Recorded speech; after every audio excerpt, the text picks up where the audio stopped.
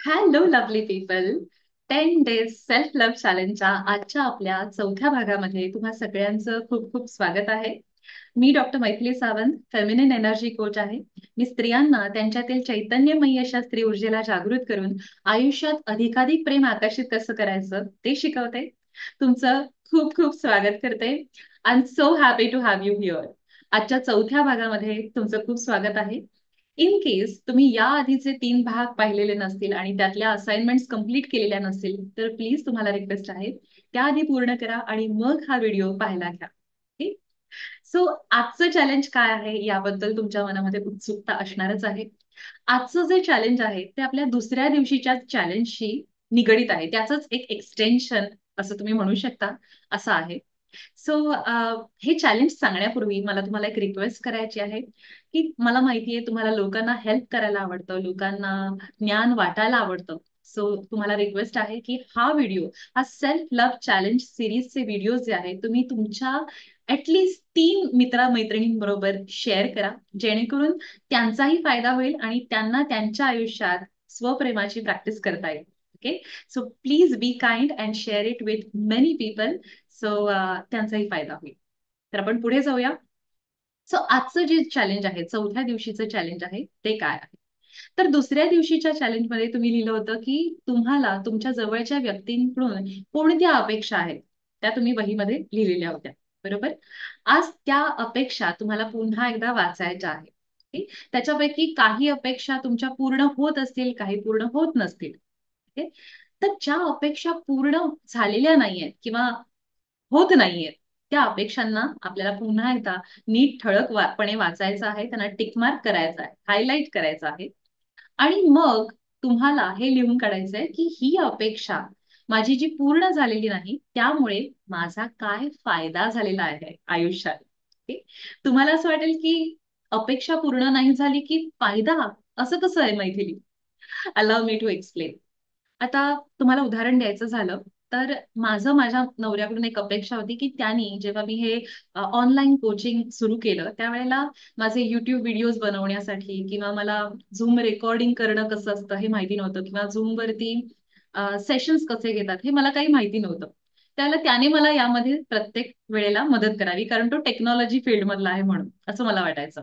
आणि मला असं वाटायचं की तो मला मदत करत नाही, माझ्या करिअरमध्ये मला सपोर्ट करत नाही असं मला वाटायचं. आणि माझी अपेक्षा होती अर्थातच त्याने मला सपोर्ट करावं. पण झालं काय? त्याला वेळेअभावी सपोर्ट करता येत नव्हता, मदत करता येत नव्हती. कधी-कधी तो करायचा, कधी नाही करायचा.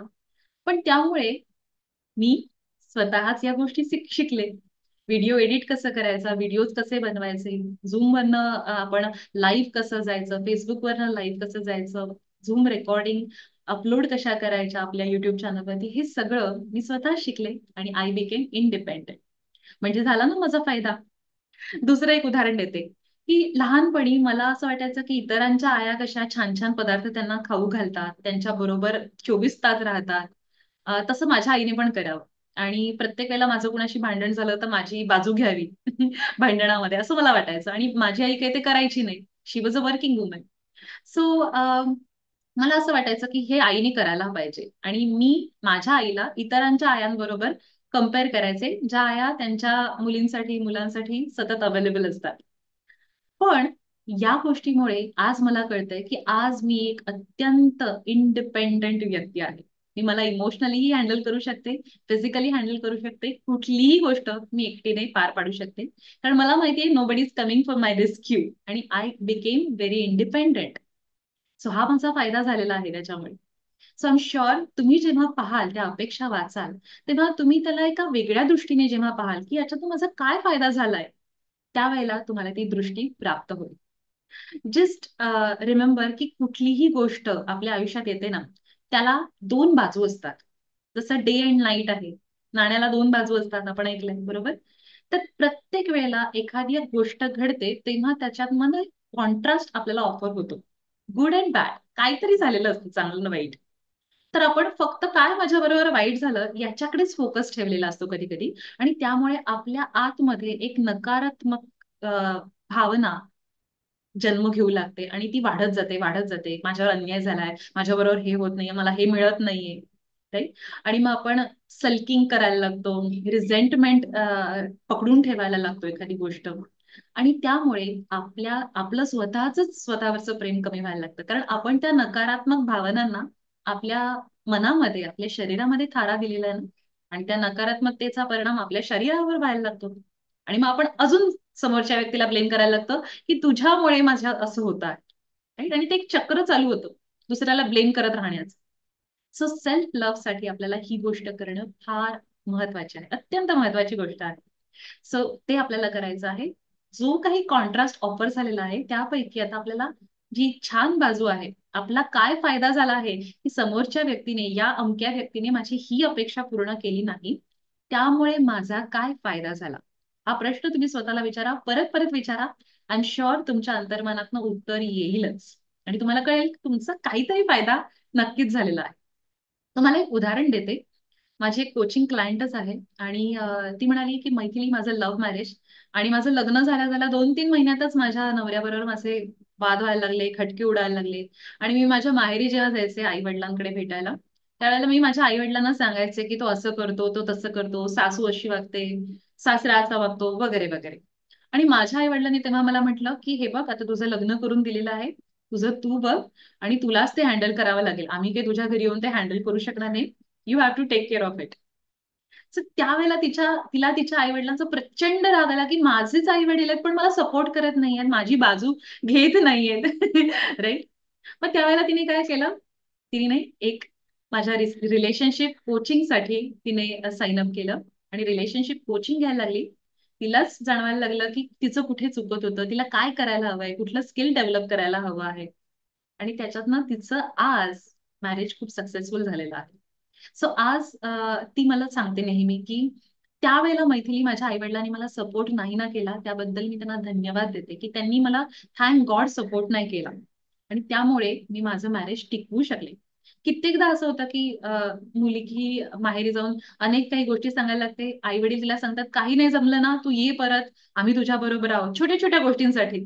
आणि त्यामुळे त्या मुलीची जी पॉवर आहे, ती कमी व्हायला लागते. तिला असं वाटतं, की देअर इज अनदर रोड आणि मी परत माझ्या माहेरी जाऊ शकते. मला हे काही सहन करायचं नाही.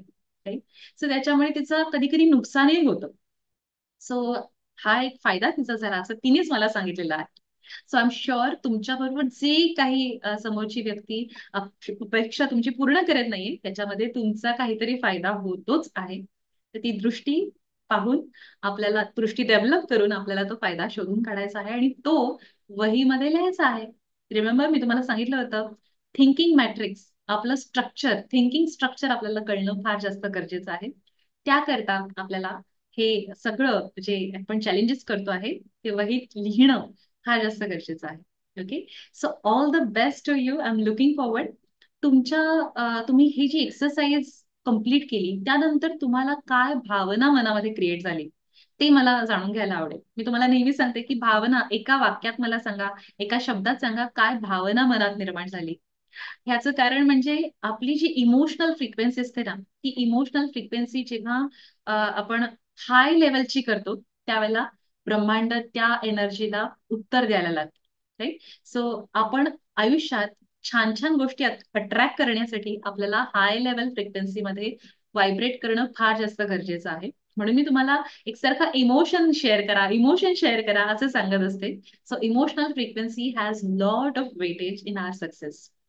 सो प्लीज तुम्हाला काय फील झालं ते फीलिंग तुम्ही चॅट बॉक्समध्ये, आपल्या कमेंटमध्ये तुम्ही नक्की शेअर करा. I would love to read what you think, what you feel. Okay.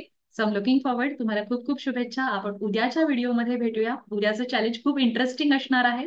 हे चॅलेंज पूर्ण केल्यानंतर मी तुम्हाला उद्याच्या भागात हे सांगेनच उद्याचं चॅलेंज काय आहे ते. Okay. So thank you so much. Lots of love and more power to you. Bye.